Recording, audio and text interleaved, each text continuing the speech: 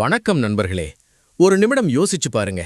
நீங்க எவ்வளவு உழைத்தாலும் பணம் கைக்கு வந்து ஏதாவது ஒரு வகையில் கையை விட்டு செல்கிறதா? வருமானம் இருக்கிறது, ஆனா சேமிப்பு இல்லையா? கடன் சுமை மனசை அழுத்துதா? அப்படின்னா இந்த கதை உங்களுக்காகத்தான். குபேரர் செல்வத்தின் அதிபதி. ஆனா அவர் வெறும் பணம் கொடுக்கும் கடவுள் இல்லை. அவர் ஒரு ரகசியத்தை கற்றுக் கொடுக்கிறார். செல்வம் சம்பாதிப்பது மட்டுமல்ல, அதை பாதுகாப்பதும் ஒரு தெய்வீக பொறுப்பு. புராணங்களில் சொல்லப்படுவது என்ன தெரியுமா? குபேரர் கடுமையான தவம் செய்து அருள் பெற்றவர். அதனால்தான் அவர் இன்று செல்வத்தின் காவலனாக. குபேரர் கிடைக்க வேண்டுமா? அப்படின்னா முதலில் மனதை ஒருநிலைப்படுத்த வேண்டும். நம்பிக்கை வேண்டும். நன்றியுணர்வு வேண்டும். வெள்ளிக்கிழமை மகாலட்சுமியின் சக்தி மிக அதிகமாக இருக்கும் நாள்.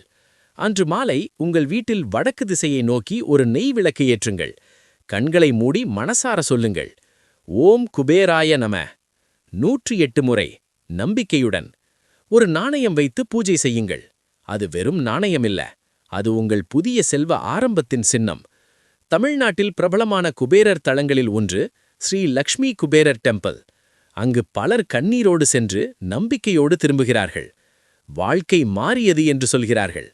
ஆனா மறக்காதீர்கள், வழிபாடு ஒரு சக்தி, ஆனா உழைப்புதான் அடித்தளம். சேமிப்புதான் பாதுகாப்பு. நேர்மைதான் நிலைத்த செல்வம். இன்று ஒரு தீர்மானம் எடுங்கள். பயமில்லாமல் உழைப்போம். நம்பிக்கையுடன் வழிபடுவோம். குபேரர் அருள் உங்கள் வீட்டில் வளமும் அமைதியும் நிரப்பட்டும்.